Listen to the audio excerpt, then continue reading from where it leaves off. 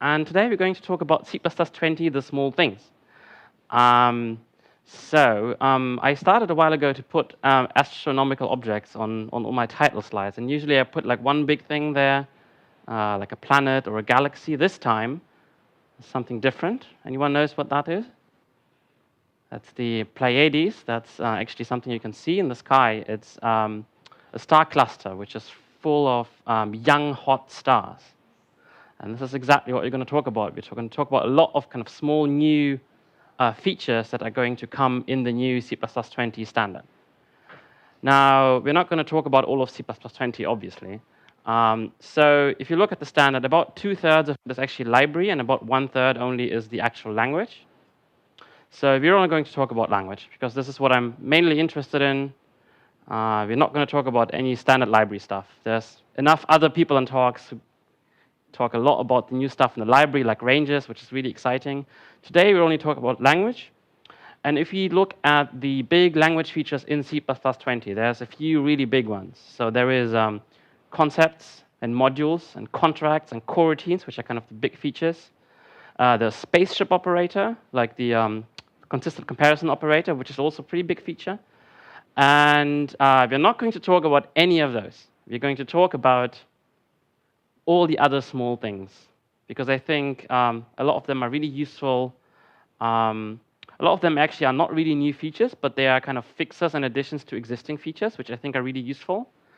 So it's really good to kind of know about this and have that in your toolbox. So yeah, we're going to talk about a lot of like these different small additions to C++. So this is kind of the schedule for C++20. So we've started working on C++20 around 2017, and right now we're here. So yeah, I've been to all of these committee meetings over the last years. There's a lot of stuff has happened there.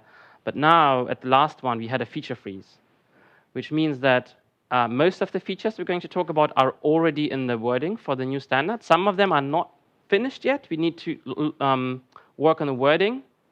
But pretty confident that it's all going to be fine. There's not going to be new surprises. So we are going to be talking about, we have a very good idea right now what the features in C++20 will be.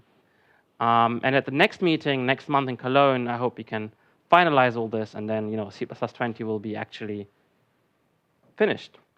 Yeah, we're also not going to talk about all the other small features, but only just a few of them again. And it's going to be about these 6 areas. So we're going to talk about initialization, which some of you might have seen my talk about initialization. So I'm going to start where I take off where I stopped basically last time. We're going to talk about structured bindings, lambdas, templates, Constexpr programming, and then if we have time at the end, a few more things. So yeah, this is kind of what we're going to do today. Let's start with initialization. So a lot of stuff has happened in initialization for C++20, especially with regards to aggregates. Everyone loves aggregates. I actually think they're not quite as useful as people think, but they're useful. There are these types where basically just a bag of members, and then you can initialize them with braces. You don't need constructors. It's basically like structs in C. Very simple. And aggregates got a lot of love in C++20. I think we improved the experience working with them by quite a lot. So I guess the main news is that we actually changed the definition of what an aggregate is. So this is the change in C++20.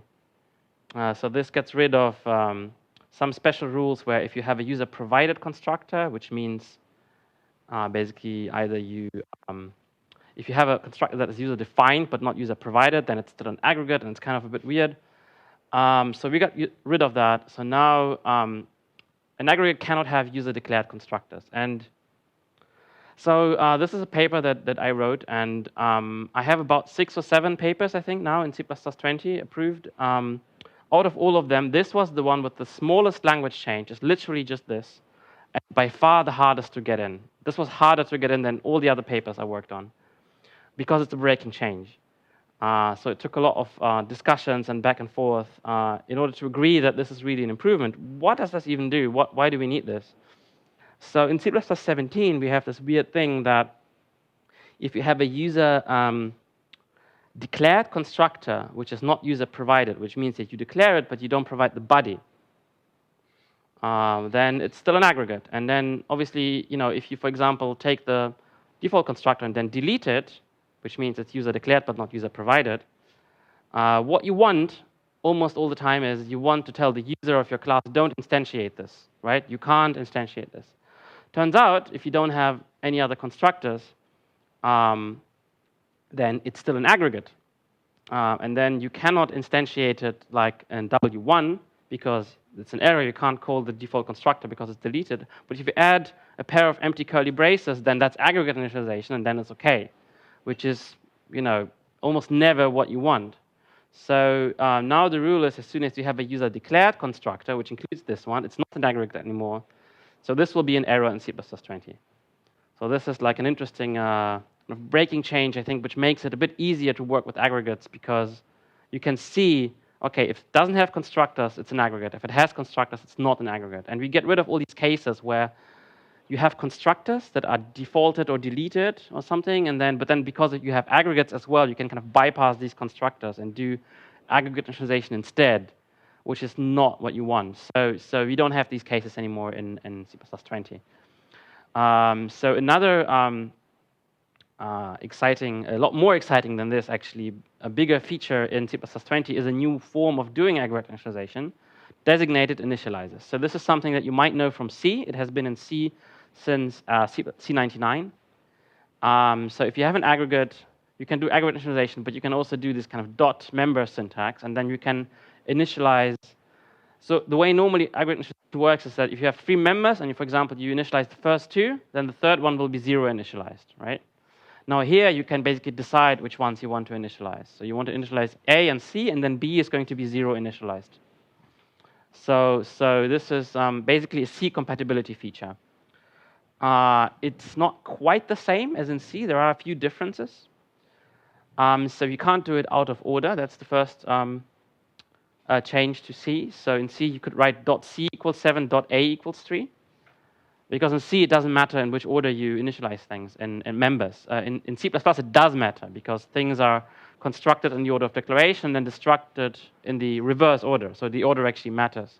So there's this limitation here that you have to do them in order. So you can do AC and omit B, or you can do BC, but you cannot do CB. The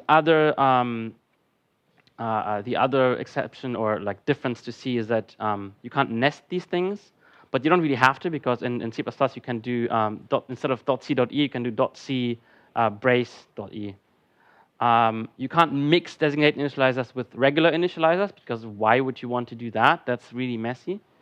And it doesn't work with arrays, which is another weird thing you can do in C, but you can't do in C++. But we don't like raw arrays anyway, so I think that's all right.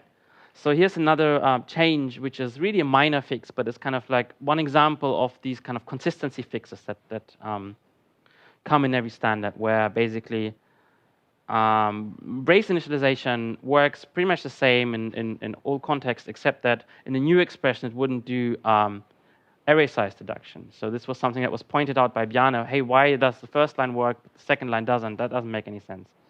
So we fixed that. This is not something you would write. This is not a often important use case, but I think it's good to know that it's now consistent. Another thing with aggregate initialization, which is, I think, actually the one that I'm most excited about, is that we actually fixed some problems by actually introducing a new syntax. Well, not quite. So what happens here is that aggregate initialization has two problems. It has more problems, but it has 2 big problems. It doesn't work with macros, so you can't do this, right? So if you have a comma inside a macro argument list, there is a special rule if you have parentheses. Then it knows that the comma is like nested. It's like the argument list. But if you have braces, this rule doesn't apply. Basically what happens is that then the preprocessor thinks the comma actually is the next preprocessor argument, and then the parser just breaks. But then the much bigger problem is that you can't do perfect forwarding with this brace syntax. It just doesn't work. If you want to do std forward, std move, all these things, you always need parens. Which means in C++ 17, you cannot write something like make unique or in place or anything else that uses perfect forwarding for aggregate types. It's just not possible, which is unfortunate. So in C++ 20, this is going to be fixed because we can now use the regular syntax, the direct initialization syntax, also for aggregates. Right? So in C++ 17, if you have an aggregate, you can use braces, but you cannot use parens because they only work if you call a constructor. There's no constructor here. So in C++ 17, you would get an error, no matching constructor. In C++ 20, you can do this. You can do aggregate initialization with round parens. You can also do it with arrays, which are also an aggregate type. So basically, in C++ 20, the parens and the braces will do the same thing. They work when the other works as well. There are still a few exceptions. So the parens cannot call a std initializer list constructor. So this is how you distinguish between different constructors. Like if you have a vector constructor that takes like 2 numbers, you know whether it's the vector int initializer list constructor or whether it's the constructor that takes a number and a value. And the other limitation, obviously, is that the braces do not allow narrowing conversions. But other than that, you can use parens instead of braces for aggregate initialization, and it's just fine. So let's see how that's going to work out in practice, but I think it's great because it allows you to do more things with aggregates. There's more about initialization. So we have another keyword, const in it. Why do we need this? So let's say we have a class, like this color class. This is actually an example of some actual code I was working on. But I guess many of you have seen the same problem here. So we have a class like color, and then we have a static object, a static color, red. And then what you need to do is you need to declare it in the header file and then initialize it in the source file because it's a static variable. What's the problem with this kind of stuff? Static initial. Yeah, well, we have this initialization order fiasco, right? So we have this thing that the order in which static variables are initialized is not defined, especially if they're in different translation units, which means if you have another static object that you, like, let's say we have another static variable that uses color red might not be initialized yet, and then your program will crash, right? So don't use static variables to initialize other static variables. That's just never going to work. And sometimes it works. Sometimes you get a crash. So how do we prevent this? We make sure that our stuff is initialized at compile time. So one thing we can do is we can make the constructor Constexpr, and then this is a literal type, which means if you do this, now it's a Constexpr constructor. We give it a constant expression as the initializer, and then you have a guarantee that this is going to be initialized at compile time. So the other one here, it would be initialized at runtime before main runs, right? When all the static variables are initialized, but you don't know in what order. Here, you're guaranteed that this is going to be initialized at compile time. So this is old stuff, right? This is C++ 11. But now, because Constexpr, it can be at compile time, it can be at runtime, depending on what you do, right? That's kind of the problem with Constexpr. We're going to talk about this later as well, more. So if you initialize this with a constant expression, then it's compile time. If you initialize it with a runtime call, then it's runtime again, and then you again have this problem. So one way to solve this, which I think is the right way with something like a color red, which is like a constant, is to just make the constant itself Constexpr. Right? So this is the solution here. But sometimes you don't want it to be const. Like Constexpr also implies const, right? So in this case, if it's like red, yes, red is red, right? It shouldn't change. Should be a Constexpr constant. But sometimes you just have color of something, let's say. Like you have a variable that you actually want to change later. But you still want to make sure that it's initialized at compile time, but then you can use it as a normal static variable. How do you do that? And that you can't really do that, right? And then this is what we have a new keyword for, which is called const init. Oh, sorry, there is a typo here.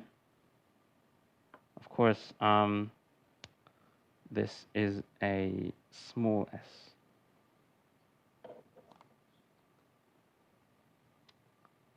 Right. So const init means it has to be initialized at compile time, but it doesn't have to be const, right? And this way, you can do this. You can say const init, and then if you initialize it with a constant expression, it's fine. You can still change it later. If you try to initialize it with something dynamic, like this function call, it's going to say no. So this is how you can have non-const static variables, but still avoid the initialization order crash problem. So new keyword, const init. More initialization stuff. We have range-based for with initializer in C++20. So in 17, we have if with initializer and switch with initializer. In C++20, we're going to get range-based for with initializer. And the reason why this is good is exactly the same as for the other, like the if and switch ones. So let's say you initialize a variable to some kind of range, and then you want to loop over it with a range-based for. This is not good because users are going to be visible outside of the scope of this loop, right? You don't want that. You want it to be only in the scope of the loop. So what you might do is you might to just move it into the thing after the colon. Yeah? Is that right? Yeah. Well, no, that's undefined behavior. It's like a temporary, right? And then it's so that that's interesting. So how do you do this? You have to basically do something like this, where you have to initialize it first to an L value, and then or L value reference. But then you, in order to not leak out of the scope, you have to like put braces around it, and no one does that, right? So you know, in C++20, you can do this, where you have for and then initializer, semicolon, and then the actual loop, which is exactly like if and switch already work in C++17. Why are you laughing? I'm interested. Is this, you don't like this stuff? It's very long, yes, but it's consistent, right? And it's still a lot better than this, I think. It's like with the if and switch. You just can do the same thing. Right. Okay, so this is everything I have about initializers. Let's talk about structured bindings. So structured bindings is another one of those features that were introduced in C++17, but are not quite finished, or were not quite as powerful as people want. So of course, structured bindings, I hope everyone has seen them here. Does anyone not know how they work? So basically, yeah, so you have something like a tuple or an array, or in this case, a struct with just public members and nothing else. And then what you can do is, instead of initializing, basically, and then you have getWidget just returns one of these. And then you can say, okay, instead of giving a name to the whole thing, I can give a name to its parts. And then you don't have to, if you have a lot of code later that's using A and B, you don't have to repeat everywhere, widget.a, widget.b. So you can do it like this. So this has been around since C++17. The most important thing about this feature, which is why people kind of struggle with it, is to remember that A and B, they're not variables. They're not variables. And they're not references either. They are just names. So what you're doing here is you declare auto something, which is the thing in the square brackets, which is an object. The only thing about it is that it doesn't have a name that you can type. It's like a lambda has a type that you cannot write. It's the same here. It's like an object with a name that you cannot write. But you give names to the parts of the objects. And then if you use A and B later, it is as if you would do object.a. Right? So A and B are not variables. This is really important. But the way it was done in C++17 is that this comes with limitations, because there's a lot of stuff that you can do with variables that you cannot do with structured bindings. Like, for example, you cannot make them static. You cannot make them thread local. You cannot make them Constexpr. You cannot make them, etc., etc. So in C++20, we're going to fix some of that. So static and thread local are already kind of approved. I think we're also going to get Constexpr and a few other things. I'm not entirely sure. So next time I'll give this talk, it's going to be after the Cologne meeting, so then I can tell you exactly. But basically, the idea here is that structured bindings are going to behave a lot more like variable declarations. So you can use many of the same things as in variable declarations. Hmm? Yes, lambda capture. Good question. This is my next slide. So a problem in C++17 is that you cannot capture a structured binding. And the error message really tells you what's going on. The error message, at least in Clang, is capture A does not name a variable. Well, duh, yes, it's not a variable. I don't know what the error messages in other compilers look like. I haven't checked, but I think it's something similar. Well, yes, it's not a variable, but still it's useful to be able to capture it. So in C++20, you can do this. You can capture them by value, you can capture them by reference, they just behave as you would expect. So I think this is a really nice fix. And so what does this do? This does, I hope what every one of you expects is it just copies A in this case. So there was a lot of back and forth in the committee. Okay, so if you capture A by value, should it only copy A? Should it copy the whole object, the underlying object? Should it not copy anything because a name is kind of like a reference? So there was a lot of discussion what this should do. And we decided that probably what most people would expect is that they should behave kind of like variables, which is that value is going to get copied if you capture by value. So I hope this makes sense. This is what you're going to get in C++20. I think that's nice. Structured bindings. So now that we're talking about lambdas and captures, there's more stuff with lambdas. Lambdas are going to be a lot more powerful in C++20. So let's start with kind of a tiny fix, and then let's go to the kind of more complicated, bigger things. So let's say this is just like one of those really annoying things about C++. Let's say we have a class widget, and then we have a member function, and then inside that member function, you have a lambda, and that lambda calls another member function. Does that compile? Yes. So that doesn't compile, and then you have to capture this, and then it works. Okay, so the problem is, okay, it works. What does it do? Does it copy the object? No, of course not, because this is a pointer, right? But it captures this pointer by value, but it doesn't capture the object by value. So it's kind of, yes, I mean, this makes sense. If you're used to C++ and if this is a pointer, yes, this makes sense. But let's say you want to capture the actual object by value, which is, what you do if you want to capture stuff by value. How do you do this? How do you capture the object by value? Yes, star this. So this is how you do it. In C++17, it works. But I guess most people don't even know this, or the people who do know this don't like it very much. There was this tweet just a couple days ago where someone said, every time I have to type star this, and then they said it's the committee's fault, and then I had to remind them, when this is from the 80s, like the committee didn't even exist then. I wasn't even born, for example, when that was a thing. So when Bjarne, the creator of C++, introduced this, there were just no references in the language, and then references were added later.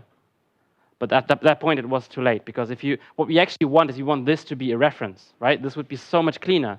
But then already in the 80s, it would have broken too much code, so they couldn't do this. This is kind of still how we do things today. Can't break your code, so we need to do something else.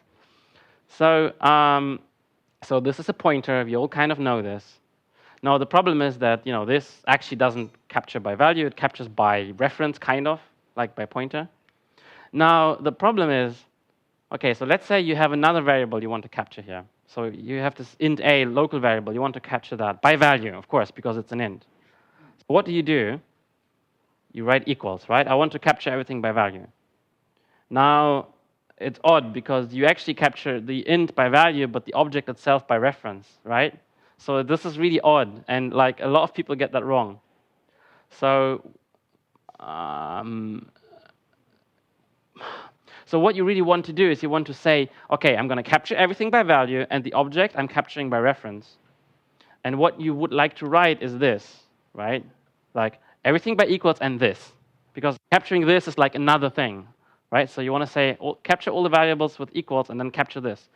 That's a syntax error in C++17. Well, not as, like, you can't do that, right? So if you say equals, it means you're going to capture everything by value. So you can't say, oh, I'm also going to capture this by value or something else. You can't do that. So either you name the things you catch by value, or you say you catch all of them by value.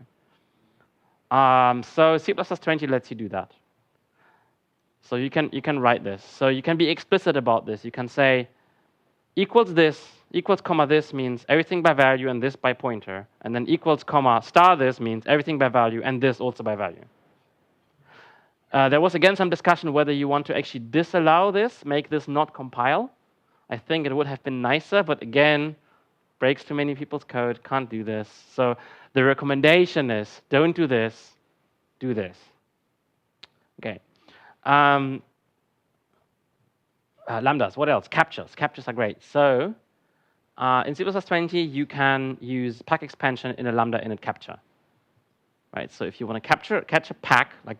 you can already do this, but you can now initialize those things. This enables a lot of use cases. Like, for example, this is from the actual paper, an example where you want to have a lambda that takes a function and takes a bunch of arguments and then just calls this function with those arguments. Right? This is really useful.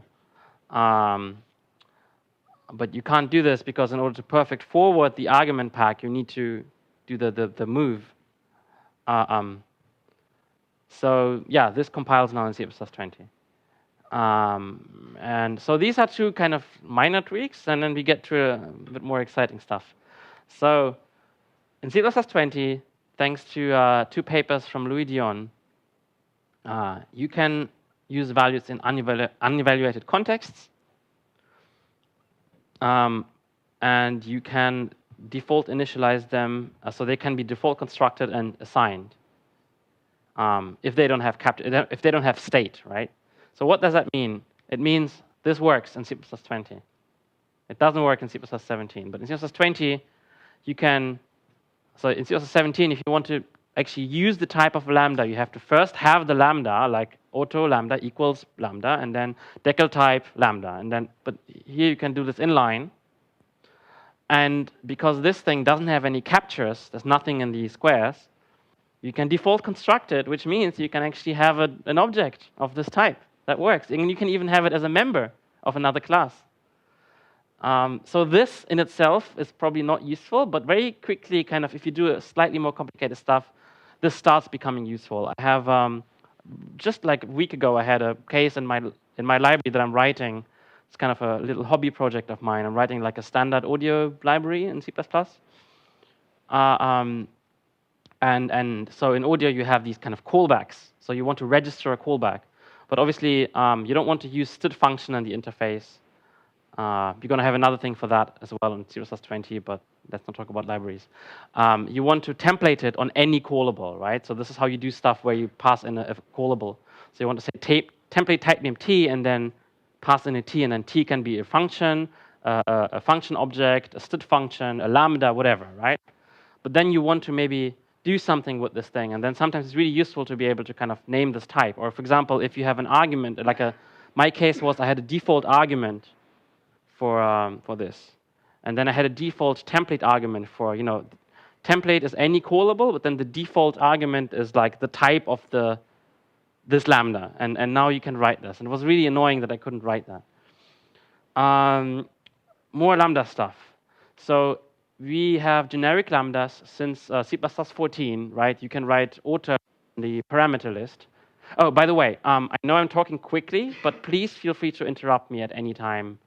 Like, if anything is not clear, I'm happy to stop and we can discuss. That's not a problem at all. I should have said that in the beginning. And if I should talk slower, you can also tell me.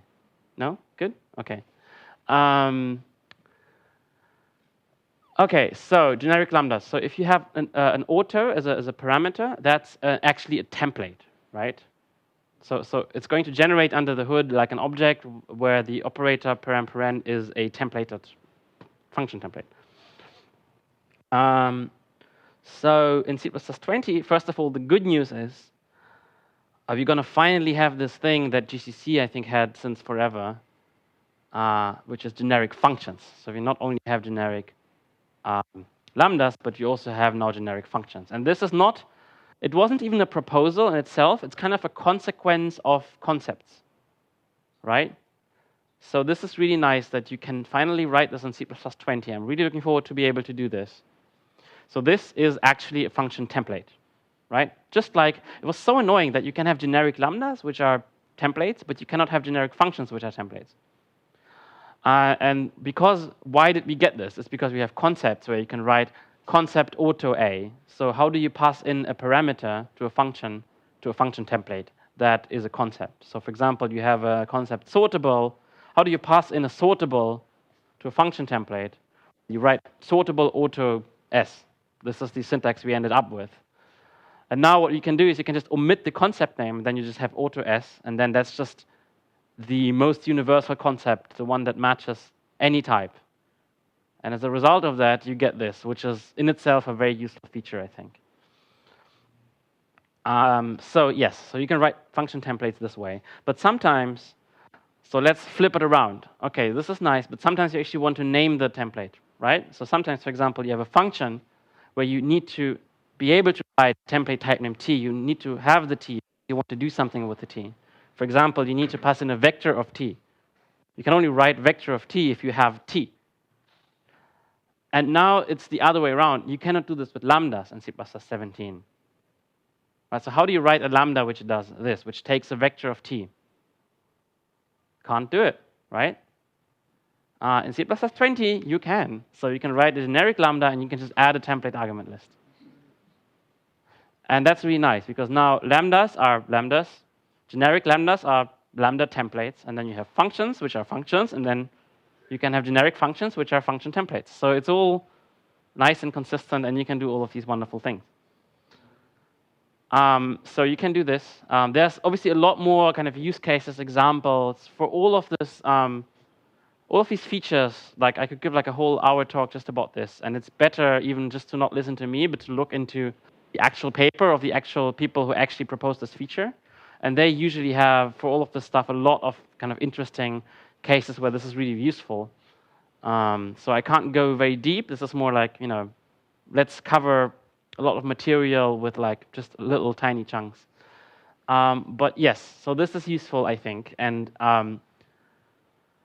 generic lambdas with template argument lists. Now that we're talking about templates, let's talk more about templates, because templates are our next topic.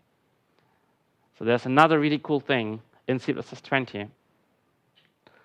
So let's talk about non-type template parameters.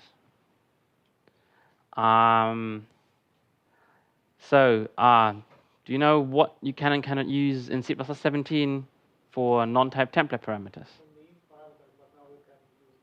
Yes. So in C++17, if you want to use something that's not an int or a pointer or something like that, like for example, here I have a duration, and I want to use that as a non-type template parameter, which makes sense because the duration under the hood is just an int. It's literally what it is. It's just an int with a little bit of, type system nice interface around it. So why can I not use this as a non-type template parameter? So in C++17, this is going to be an error because in C++17, as you said, we can only use integers, pointers, and references, basically. In C++20, thanks to a paper from Jeff Snyder, we completely rewrote the rules.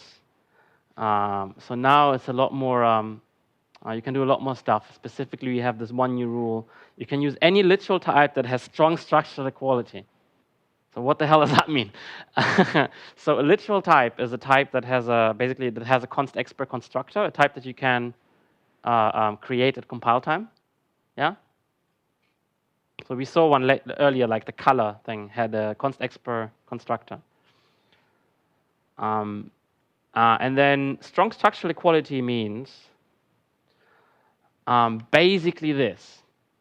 So if you have an object of this type and another object of this type, and you compare them with equals equals, and this tells you it's the same object, it means that if you use them as a non-type template parameter, the type you get is going to be the same type. Right? This kind of makes sense. I think. And you really need this because how does a compiler actually do this stuff, right? If you're trying to instantiate a template and it has like non-type template parameters in it. So if you instantiate a template, the compiler has to figure out what type is it. Is it a specialization? You might have specialized on some of those parameters. So one thing that it needs to do, the compiler, very often is it needs to compare types and tell whether they're equal or not. Right? You need to be able to efficiently tell if you're trying to instantiate a type, is that the same type as this other specialization over here? And in current compilers, this works because they just kind of take the type and the template parameters, and they create basically like a string, which is like the mangled name, and then they just literally just compare the string. And if it's the same type, more or less. Now, if you have something like an integer or a pointer, then you can turn that into a string, and that's going to be non-ambiguous, right? If you have 3 and you have like, I don't know, widget underscore blah, blah, blah, 3 as a string, then the 3, like if it's a 4, it's going to be a different string. So this is why it works with these types. And this is why it's important to have this. But actually, in C++20, we're going to get the spaceship operator, right? We're going to get the comparison operator. And this is really useful in order to kind of use the same machinery to allow more types to be non-type template parameters. So in C++20, this condition, basically the more general form of this condition is this, right? So if you have a spaceship b equals 0, then they're equal. And that, like, if that returns a strong order, then obviously this is a strong equality. And the really nice thing is that you can actually default this. So for some types, you can write operate a spaceship equals default. And then for those for which this holds, basically this is going to give you kind of member-wise comparison. So if you have a type and then the only thing it has inside is a member int, then it's going to, so the equals for that type is just going to be the equals for the int, right? So basically, whenever you have a type and you can do this, then the compiler has a way of comparing instances of these objects at compile time using just basically string comparison, which is how it compares them today. So you can make this work. So if you have, for example, something like what we saw earlier, this kind of time point, you can add this, and then it's going to just compare the int underneath. Compiler knows how to do this, so you can use them as non-type template parameters. So, I mean, you could say, like, okay, who would template something on the value of a chrono duration? That doesn't make sense. But actually it does, because think of like a physics units library. This is something that Mateusz Pusch is actually working on right now. Let's say you have like meters and seconds, and you have like a library where you can multiply meters by seconds or something like that, right? And then they're all just integers or floats or doubles or something like that. But you just surround them with like wrapper types that restrict what you can do with them using the type system. So this is kind of really useful. And now you can use those types as non-type template parameters. I think it would be useful, for example, to templatize something on the value of a constant. Why not? Now, 2 questions always come up when this is discussed. Can I now use float and double as non-type template parameters? Because people are always surprised that this doesn't work. Well, no, you can't, because they don't have strong equality. Because 0 equals minus 0, for example. Or you have like nons, and they can have different payloads, so they're going to be different objects. So anyway, so this doesn't work for floats, right? Floats don't have strong equality. So if a float compares equals to another float, it doesn't mean it's the same float, this doesn't work. And the other question is, can I now use strings? This is the other thing that is really useful sometimes, to be able to use strings as non-type template parameters. Well, you can't do it with std_string, because std_string has a dynamic memory thing. It has a pointer somewhere. So this is not going to work with kind of strong structural equality. But with this, you can write your own fixed string type, which is on the heap. On the stack, and then you can make this work. And having strings as non-type template parameters, that's pretty cool.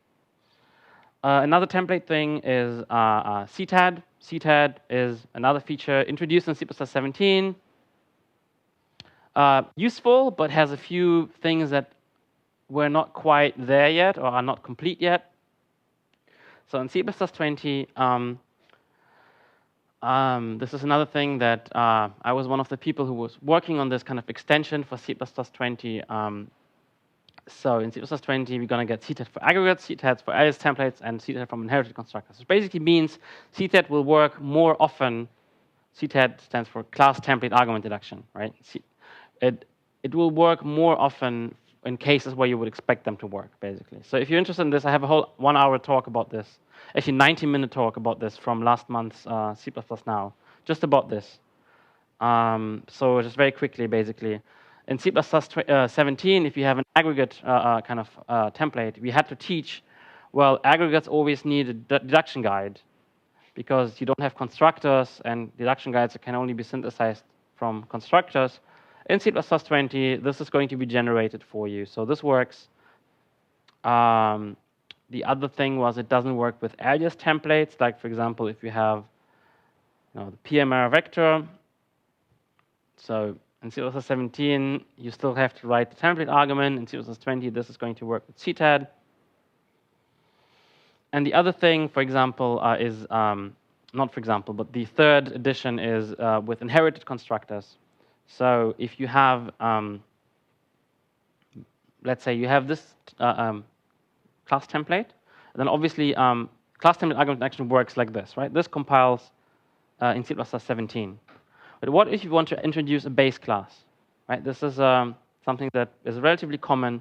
So you inherit from some base class, and then the constructors in the base class, and then you just inherit those constructors, and then CTAD stops working. Well, that's bad. In C++20, it just works. So whenever you do this using constructors thing in C++20, it just inherits also all the deduction guides. So yeah, that's another kind of consistency thing. And the last thing that I have on my list, which has to do with templates, which I think is really cool. So here's a question which this is fun. How do you loop through a std tuple? Right. No, like today in C++17. So yeah. So this is a question that I think if you ask this is a really fun like job interview question, because developers tend to struggle with this quite a lot, including myself.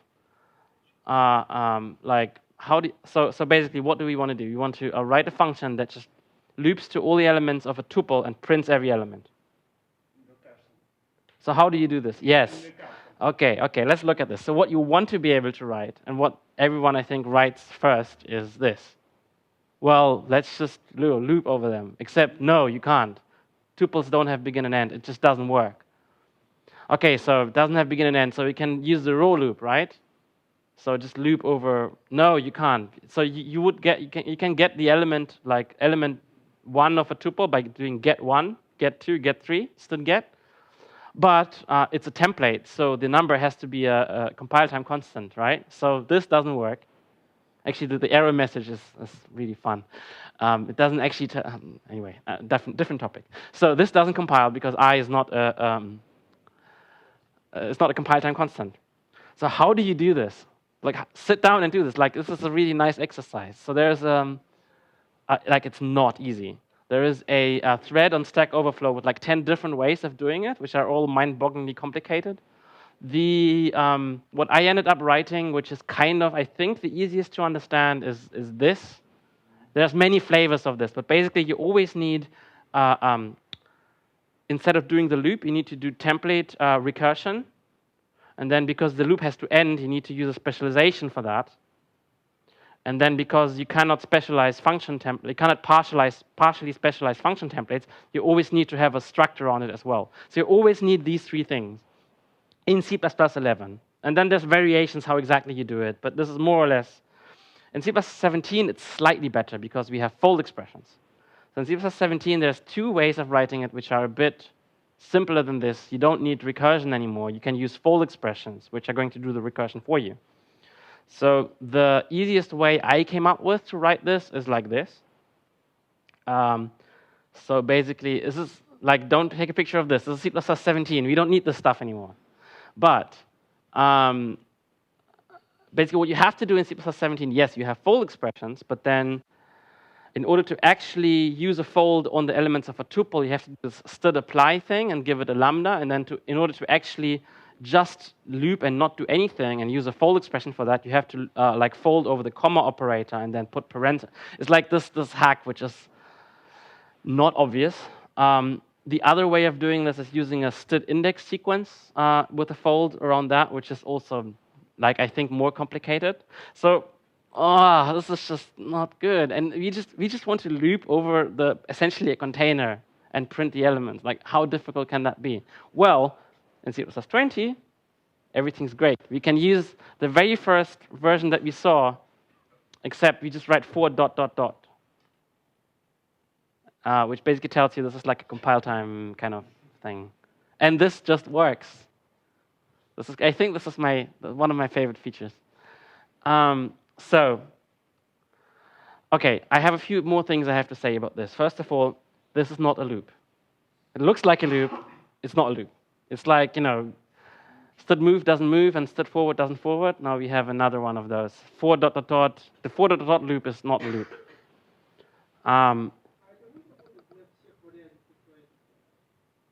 Just a second. So, why is this not a loop? What does this actually do? This does not actually loop over anything. It basically expands into something like this, right? So if you have a for ... so they're not actually called loops, they're called expansion statements, right? This is what they're called. They're not called loops, they're not loops. They just look like loops. So what this does is it's going to take the body of this not loop, and it's going to basically stamp out the same code for every type that you get, or for every element, for every compile time element that you have, using get if it's a tuple. So it's going to initialize the element with get for all the elements, and then it's going to just repeat whatever you wrote. So it just kind of manually expands this thing. It's basically kind of like loop unrolling. So it's not a loop. So this is what it does. It just repeats whatever you wrote and just initializes the element each time. So also because it's not a loop, there's also no break continue, because this is just odd. Like, what would it do? Would it actually stop the block of code? Like, would it like jump out of the execution, or would it stop the instantiation? Would it do both? It's not really obvious. So which is why it's just not there.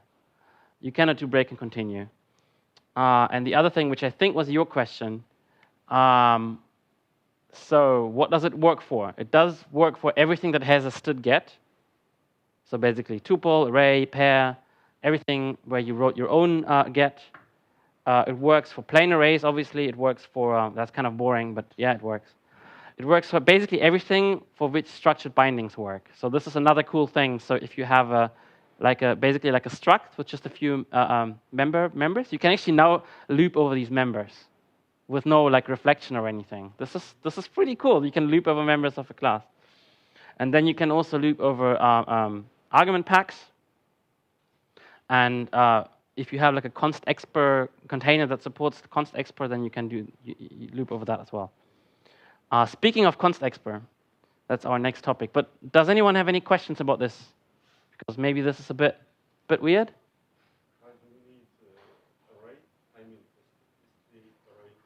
Why do we need plain array? Because structured bindings work with them, right? Like, why not? It's consistency. No, actually, no, it's useful. Like, if you have one expansion statement which looks more like a traditional loop, where you have like indices, and then you want to instantiate templates inside using these indices, something like that. I can see how this could be useful. Maybe it's not the most useful thing on that list.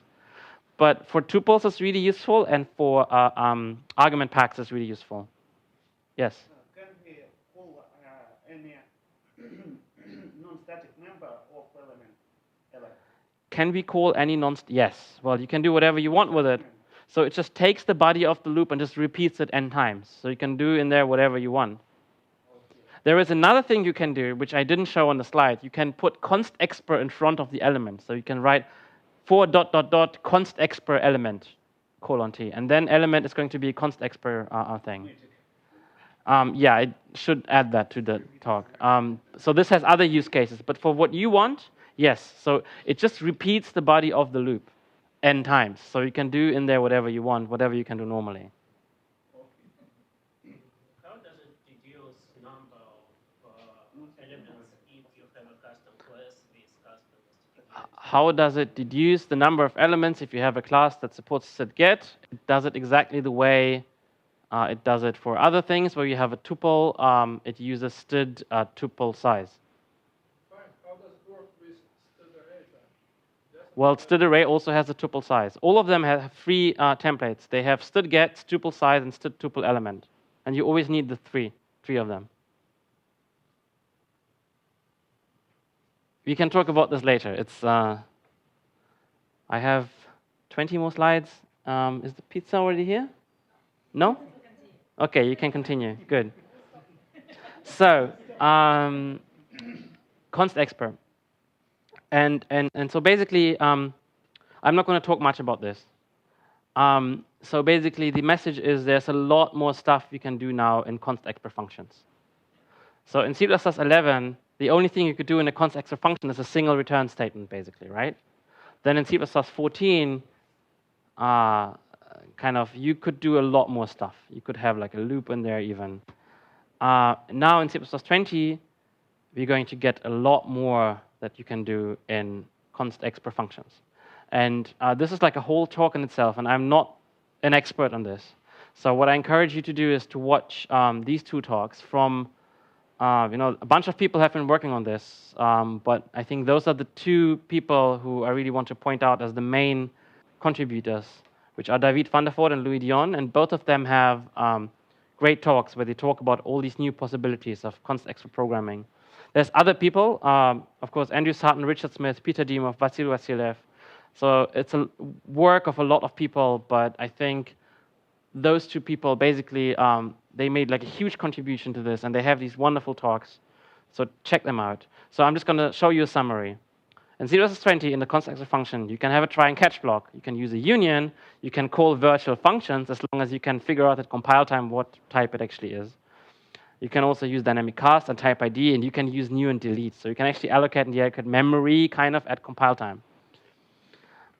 So if you think, why would you want this? Or if you think, how on earth does this work? Watch those talks, because this is really cool and really fascinating. But basically, what this is good for is you can write containers that work at compile time.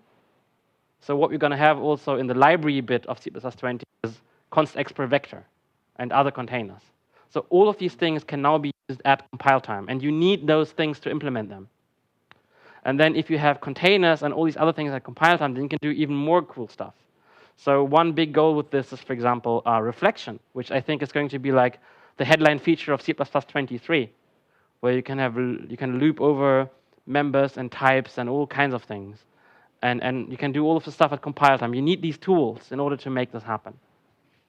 So this is like a wonderful new world where basically most of C++ you can actually run at compile time, which means your compiler effectively becomes a C++ interpreter as well, right? Because all this Constexpr stuff, it just runs at compile time, which means you have like a C++ interpreter in your compiler, and it can do all of these things. So actually, if you build facilities like this for compile time programming, then sometimes Constexpr actually has a problem where, I think this was like the main thing I didn't understand when I first tried to understand how Constexpr functions actually work. So Constexpr means it can be executed at compile time, but it doesn't have to be, right? So it can be executed at runtime as well. So if you have a Constexpr function like this, which takes a number, if you give it a literal, that's a compile time thing. So that's going to be executed at compile time. If you give it a variable, a runtime variable, like x, this is going to run at runtime, like a regular function. Sometimes you don't want that. So there's no control. So sometimes it's difficult to see if you just have a function call. Is this thing I'm passing in, is that a constant expression? Is that going to be a compile time thing, or is that going to generate code? You don't see that often, but you want to, because, for example, sometimes you just wanted to use just for compile time stuff. So we have yet another keyword in C++20, which is consteval. There were a few versions. I think the first proposal was, let's do Constexpr exclamation mark, like really Constexpr. people didn't like that very much. So there was a lot of bike shedding around what keyword are you going to use, and the result is you're going to have a new keyword, const eval, which means it has to be evaluated at compile time. So if you give it an argument which is known at compile time, like the 3, that's fine. If you give the runtime argument, it's not going to compile, which means const eval functions, which are actually called immediate functions, that's the kind of standardized term for it, they never generate any code. You have a guarantee. They're never going to, so you can use them just for compile time stuff. And then the other thing is that sometimes, well, you actually want the other thing, where you want something at compile time or at runtime. So here's another example. Let's say you have a function, same, like just computes the square, but then at runtime you have some magic way of doing this, maybe with a special intrinsic or whatever, which computes the square in a very fast way. So basically the problem here is that you cannot make this Constexpr, because there's, whenever you have something that only works at runtime, cannot be Constexpr. And there are a few things that cannot be Constexpr in principle, like reinterpret cast, like pointer arithmetic. Because if you run things at compile time, you don't have like the same memory layout you would have at runtime. It's not like the same, it's not the same bits and bytes of your objects, right? So it's not the same machine, it's this interpreter machine. So there's a lot of stuff that doesn't work at compile time. And if you have something like this, but you want to use this at compile time, okay, so either you write another function, square underscore compile time, and then you can make that Constexpr, because as soon as you do this, you're back to this, right? But now in C++20, you can choose, and that's really cool. So what you can do, so if you do this, for example, so if you do this, you get your basically fast. So let's say this magic fast square is a very fast way of doing this computation at runtime. So you get this fast magic, but if you give it the 3, it's still going to be at runtime because it's not Constexpr, right? Now, if you make this Constexpr, magic fast square does not compile at compile time as Constexpr because it has like some pointer stuff in there, for example. So if you make this Constexpr, then you get compile time and runtime, but you don't get the fast magic. How do you get both? Almost. So that's called is constant evaluated. And this returns true if you're in Constexpr land, and if it returns false if you're actually running a program. And this way, you can do this. Well, if I'm running at compile time, you can do the thing that compiles for that you can do at compile time. But if you're running it at runtime, then you do the magic fast thing instead, right? And this is like inside the guts of the standard library. This is going to be used in a lot of places. And if you yourself have libraries and you want to make more stuff Constexpr, you will find this very useful, because you will sometimes have hacks that don't work with Constexpr, but you still want to use the same functionality in Constexpr. So you can use this pattern. Yes? Can compile if a magic fast square is not Constexpr. Yes. Well, okay, look at this. So if it's at compile time, then the if is true. Everything is great. So it knows at compile time that the else branch is not going to be taken, so it can throw it out at compile time. And that's the question that always comes up. Why is this not if Constexpr? Why is this if? It has to be if. Because what would happen if this would be if Constexpr? Well, so if you write if Constexpr, by definition, you're always at compile time already, right? Because otherwise it wouldn't compile. Which means if you write if Constexpr was constant evaluated, it would always be true, right? Right? So even if you are actually running the function, the if Constexpr is evaluated at compile time. So at compile time, this will always be true. It will always throw out the else, and then you don't get the fast magic at runtime. Which is why you have to use it exactly like this. If, not Constexpr, just if still is constant evaluated. And that works. And this is the only kind of pattern how you should use this. Just use it like this, it's going to be fine. Any questions why this cannot be if Constexpr? Yeah? Other questions? Why we cannot just write another function which, well, two functions, one is Constexpr and another one without Constexpr. Yes? Will it work? Well, you can, yes. So you can write a function which is Constexpr, another function with another name that is not Constexpr. Oh, you cannot overload just on Constexpr-ness. You cannot do that. Yeah, that's sorry. But this is why we need this feature. This is why we need this feature. In this case, we have to split the function into two parts. Yes, exactly. And then, so what you can do is you can write two different functions, give them two different names, and then just call them from here in the two different branches. This is, I think, the cleanest way to do this. So you would have square impl and square Constexpr impl, and then you would just call them from here. Compiler can optimize this code. Yes, so again, at compile time, the green stuff is always going to be true, so it's going to be elided.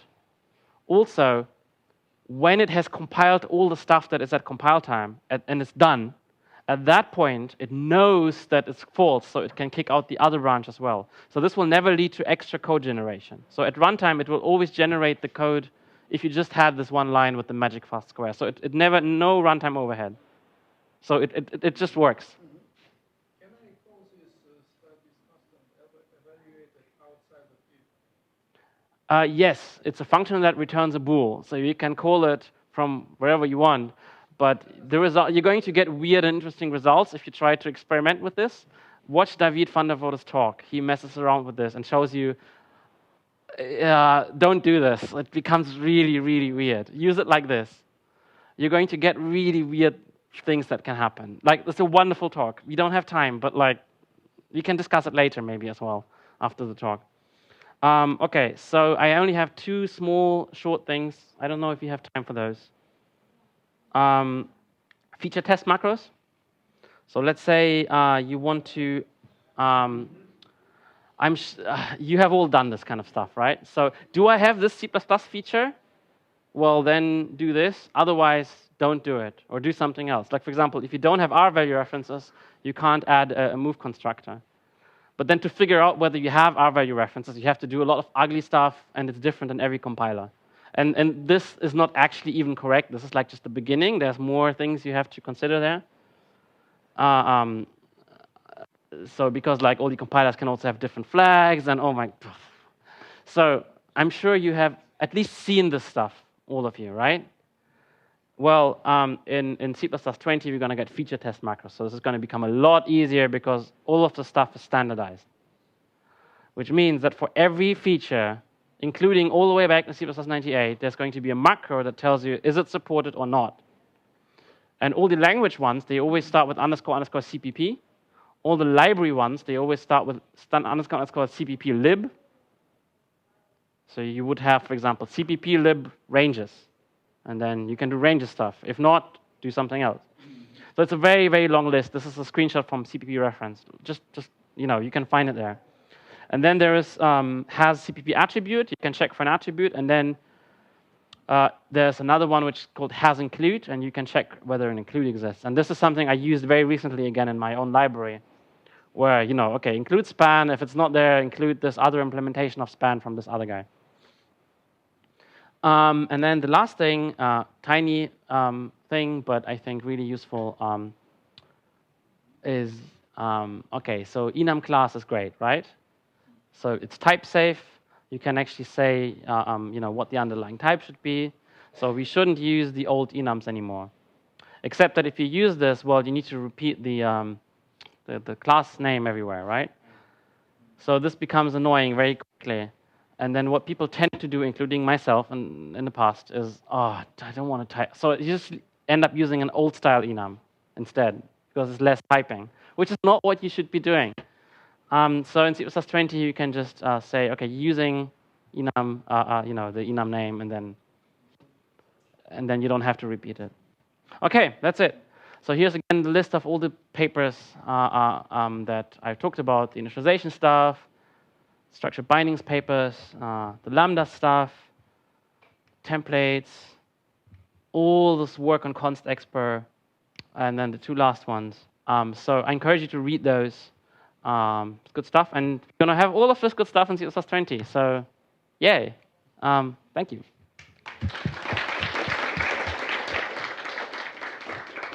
Я предлагаю вопросы в микрофон, чтобы у нас трансляция тоже слышала вопросы. Поэтому я тут попрыгаю с микрофоном, буду его передавать. Вопросы можно на русском, если проще. Хорошо, отлично. А можно, пожалуйста, 75-й слайд? Я теперь буду, наверное, менее быстро говорить. Можно ускоряться. Хорошо. Так, здесь вот во втором пункте то, что придется писать свою строчку, да, для того, чтобы использовать в качестве шаблонного параметра, мы не можем использовать toString, потому что у него внутри поинтер, да? Да. Но сейчас почти у всех toString'ов там union, и если это маленькая строка, то там small string optimization, и там просто массив. Почему, если это массив, который фактически создается вот на стеке, почему мы не можем использовать его в качестве параметра? Ну, да. Но если написать, значит, класс строка, который, значит, делает вот только это, который делает по факту small string optimization, но только это, то тогда это вот именно так нужно было бы написать вот такой класс. Ну, я к тому, что ну, вот просто, то есть не написать для до стрига даже для маленького, то есть даже если там, ну, не знаю, можно было как проверить, что он там, она маленькая или не маленькая, влезает она в small string или нет. То есть это же, ну, хотя... Ну, нужно же создать объект, у него какие-то есть мемберы. Да. Если и там есть внутри какое-то что-то, что не int, то вот это уже не получится. Я понял. Ну, да. Размер и значение должны быть известны на этапе компиляции. И кроме того, значение должно быть ну, либо int, как раньше, либо какое-то сочетание интов. Да, это должно быть что-то, где компайлер знает, как это represent as int. Не знаю, по-русски. Представляет как int, да. Хорошо, и 58-й слайд, пожалуйста. 58-й. Там еще, по-моему, что-то было потом. Там просто вы сказали о том, что да, у нас здесь генерируется шаблон на generic function. Да. Вот насколько я смотрел LST, который клан генерит, там нет шаблонов. Там просто на каждый вызов оператора, круглые скобочки, с отдельным списком аргументов, просто делается отдельная перегрузка этого оператора с этим списком аргументов. То есть там нет шаблона. Там внутри просто это разворачивается. Это то, что он для лямбды делает. Для лямбды он создает объект, да. И там шаблон — это не сама лямбда, а его оператор, как это, call operator. Вот я хочу сказать, что там как бы call operator, он не шаблонный там. Он там просто генерируется перегрузки этого оператора на каждый call. То есть, компилятор знает, где эта лямбда вызывается, да? Да. И знает все места, где у него вызываются круглые скобочки. Но шаблон сам по себе не будет создавать код, а его инстанциации будут создавать код. Просто... Но... Да. Это инстанцирование шаблона. Я понимаю, да, просто там... значит, вы говорите, что сам шаблон в AST не существует. Да, вроде он там и не нужен, да, наверное. Здесь, ну да, почему бы нет? А если много ретурнов и возвращают чуть разные типы? Если много ретурнов, возвращают чуть разные типы. Если много return и возвращают разные типы, да. то авто не вывести. Да, но это разные вещи. Значит, auto-return type — это одна фича. Да, есть вот эта именно проблема. Автопараметр, который превращает это все в шаблон, это другая фича, независимая от этого. Ну, да. И вот именно вторая фича — это то, что новое. Да, а можно 57-й слайд? Или здесь еще не все?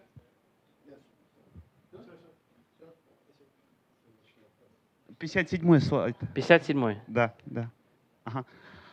Я, может, не очень хорошо понял, decal type lambda, а если, то есть мы ее используем, но получается возвращаемый тип только void, никаких других вариантов. То есть можем ли мы сюда присвоить лямбду какую-то, которая возвращает int, потом лямбду, которая возвращает double? Нет. Каждая лямбда сама по себе представляет себе другой тип. Даже если написать две лямбды, которые совершенно одинаково выглядят, они все равно будут иметь разные типы. Угу. То есть, а как тогда, да, в чем тогда смысл? Тогда что мы вот насетим в f? Что можно насетить в f тогда? То есть,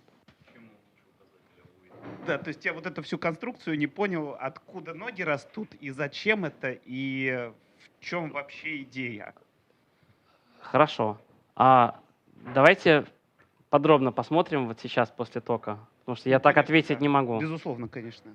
Я сам это еще не использовал, потому что еще нет компилятора, где это работает. Ну да. Так что я не могу, я даже не могу ответить на этот вопрос, но, может быть, мы можем посмотреть конкретно на примеры, которые там в paper есть. Ну да, да.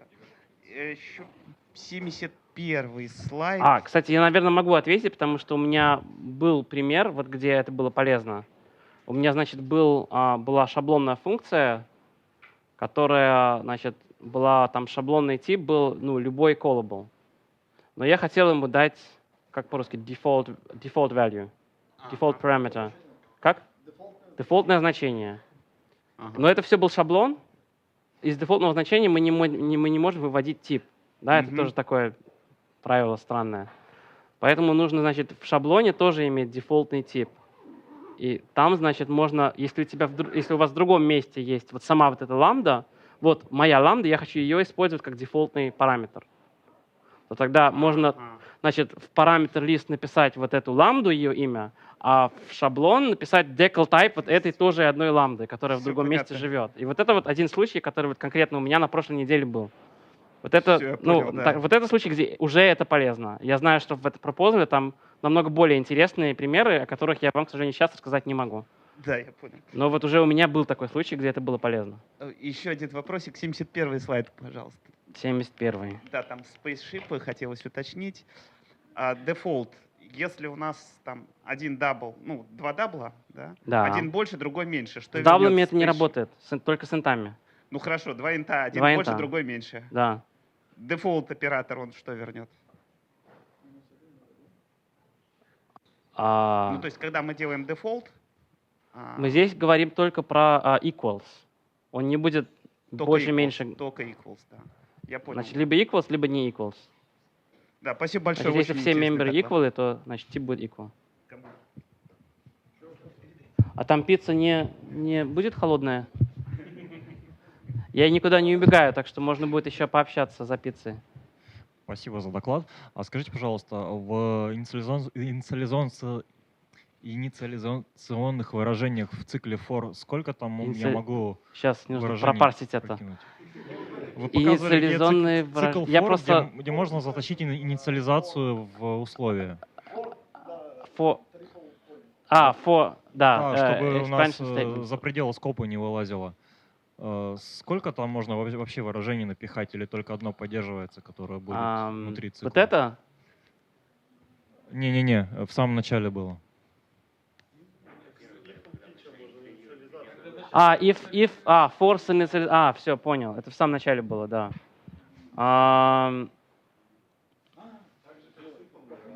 Вот это, да? Вот это?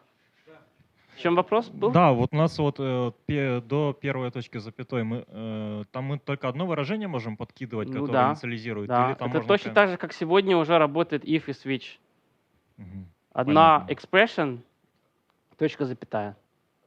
Хорошо, понял. То есть туда нельзя закинуть целый блок или один сосной оператор? Туда нельзя закинуть блок. Нет, нельзя. Хорошо. Одна expression. Хорошо, спасибо. Но с этим тоже можно делать разные интересные вещи, но это...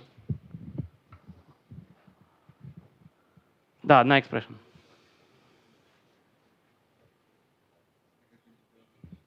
Что, есть еще вопросы? Нет, давайте Тимуру скажем еще раз спасибо и пойдем к пицце перетекать.